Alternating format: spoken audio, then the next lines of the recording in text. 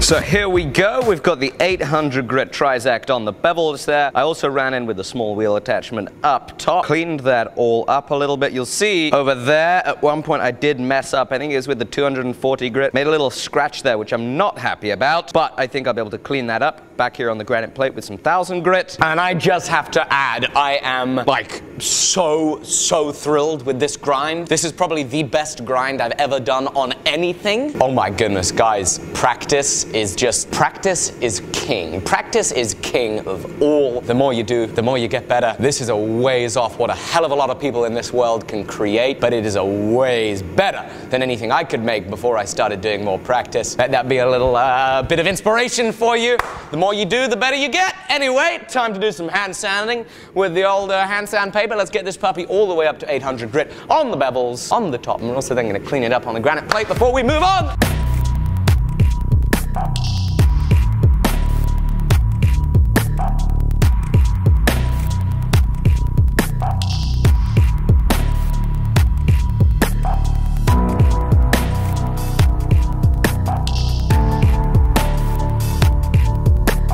I'm now done with the bevel on the side one here. Started with 400 grit, then went to 800 and I spotted some scratches up here. So I just went back down to 240, worked this area, got those scratches out, then 400, then 800 again. Now I'm gonna flip this puppy over, do the bevel on the other side.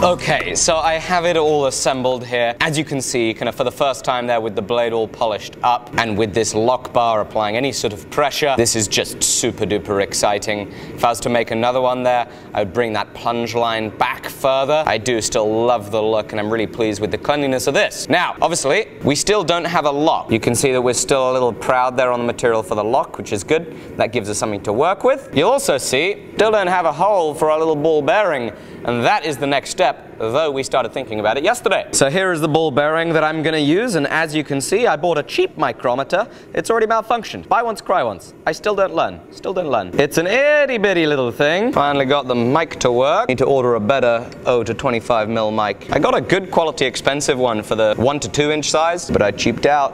As I said, I'm still learning. Buy once, cry once. 2.380 millimeters. So for you folks looking in inches here, diameter of that little ball bearing there, 93 thousandths, 2. 3.38 mil. It would appear I want about a 10,000th of an inch interference to press fit this bad boy in there. So for about a 0.18 mil interference, we will take this 2.2 millimeter drill bit, and we'll end up whamming that through there to work out where we want the hole. That's where I want it.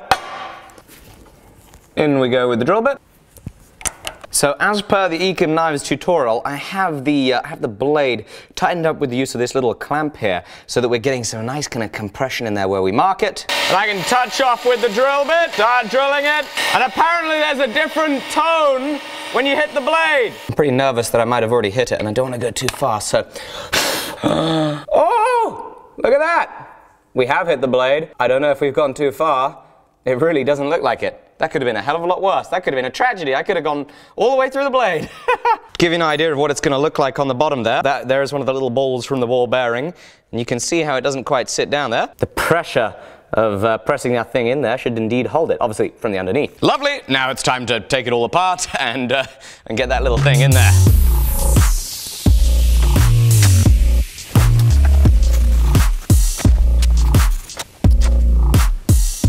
So I've made up these two pieces of shim stock with a little cut in them so that when we drive that ball in there, it's not going to go anywhere lower than the level of the shim stock to mean that it's not protruding too far and not protruding not enough. Okay, here we go. Huh, is that all it took?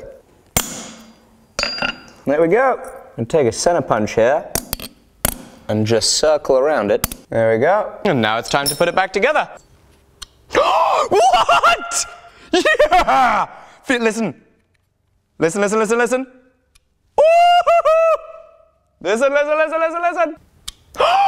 I made a bolt attempt on a locking knife! Okay, that's cool. That's, oh my goodness. Of course, this doesn't lock open yet. This is so much fun. It doesn't lock open yet. We gotta make it lock open. So, what I'm gonna do again is I'm gonna come in with a little razor there and we're gonna scribe on it to get an indication of where exactly and exactly what angle it is the lock bar wants to strike it. We're gonna take it apart, put it together, take it apart, file it, put it together, take it apart, file it, put it together, take it apart, file it, put it together until it all works. I hope. Unless I mess it all up at this stage. You know, I need to make a longer locking pin. Into the lathe we go.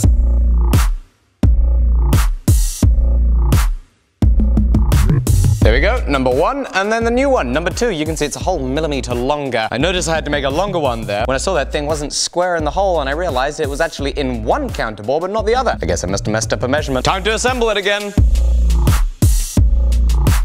So out we go to open. In we go with our razor blade again. And it's time to undo it all again.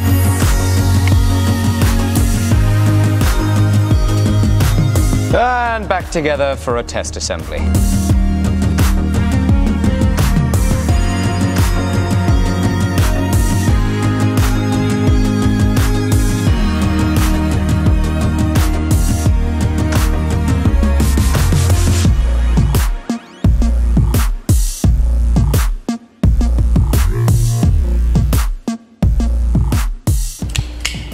It locks. That took a long time, and it is not everything that it should be in terms of the perfect way that a locking knife should lock. I'll explain. So here's your pivot hole on the locking knife. Here is the lock bar. Here is our center of rotation, science. If, for us to have the most secure kind of blocking of the blade, we want to be as far away from this as possible so that when an axial force is applied, we're pushing mostly against the lock bar and not trying to slide down below the lock bar. So where would be a bad place for us to have contact with the lock bar? It would be a bad place if the bulk of our contact was right down there, because it's a much shorter distance, which means that you got less leverage, and from here, if we apply the axial force of a blade coming back down, it's so close to being parallel with the pivot point that really almost what it's trying to do is like slide down there. Now this is a flaw in the design of my piece, because this little crook here of the flipper right there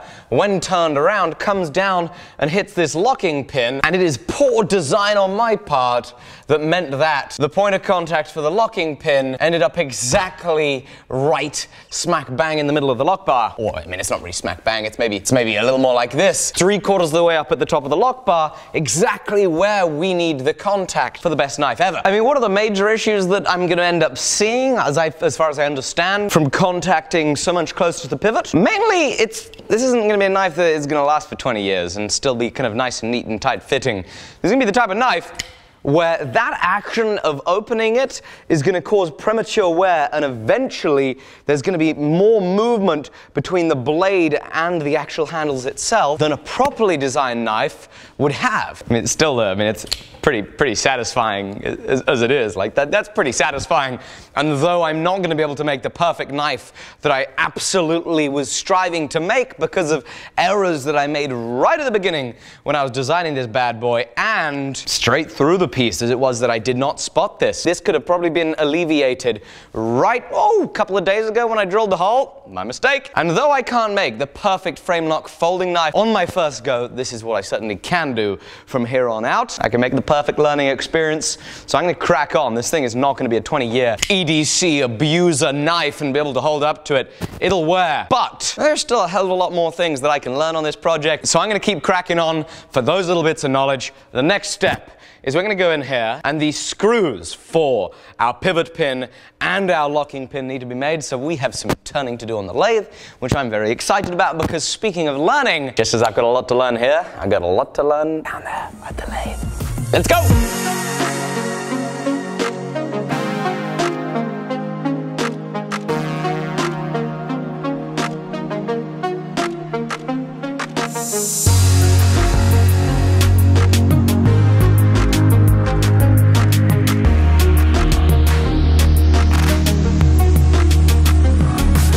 So here is one of the 4mm thread 8mm head screws. This is going to be fastened through the bronze pivot. And here is the next one mounted up in a square collet block that can go in the vise. I'm going to tighten it up, and I can zip across it here with another little zip disc and doodah, slitting disc here at the mill. And I'm going to be able to use a little click spring trick and take that blade and just run it right up to that little edge bit, that little end, that little nib there from the parting tool, and that'll find the center of the piece, and I'll be able to zip across to about a 1/2 millimeter deep cut there, so it'll use a flathead screwdriver. And I dare say, I think it is going to work fantastically, and it is going to be so much better than that super glue fixture that I made back on my first ever folding knife, of course, as you'll remember. Real quick though, do you guys remember the khopesh that I made? The Egyptian khopesh? I forged a Damascus billet and forged out an integral guard, integral pommel Egyptian khopesh as a collaboration with an incredibly talented blacksmith bladesmith named Liam Hoffman. He finished that. I told you about a month or so ago we were soon going to be ready to put that thing up for sale, and that time is soon approaching. So I want to drop in here and let you know that Thursday, 5 p.m. Eastern Standard Time, it is going to go up for sale. This is a special piece, as you can see from these incredible photos. The Damascus is absolutely fantastic, and Liam, as an unbelievably talented bladesmith, has just done the most phenomenal work on it. Oh my goodness, super talent, and he has finished off this piece like it could not have been done by anybody else. He did an incredible job. He's an incredible maker. He's going to go on to do incredible things in the future. This is just such an exciting piece, and I'm so thrilled that somebody, one of you guys, is gonna be able to hop in there and get your hands on that. Thursday, 5 p.m. Eastern Standard Time. Follow Liam at Hoffman Blacksmithing and me at Alec Steele on Instagram. It's going to be sold on his website, hoffmanblacksmithing.com. Follow us on Instagram, then you'll get the updates, and you'll be able to see some more photos as Thursday approaches. That khopesh is just unbelievable. But it's now 11:15 at night. It's getting a little too late for me to safely use machinery, so I'm going to call it there for a day. So make sure you guys hit subscribe so that you can catch up on the next episode as I continue cracking on, playing on through, hopefully getting pretty close to the finish of this folding knife. Thank you for watching. It's always a total pleasure having you here. Make sure you go follow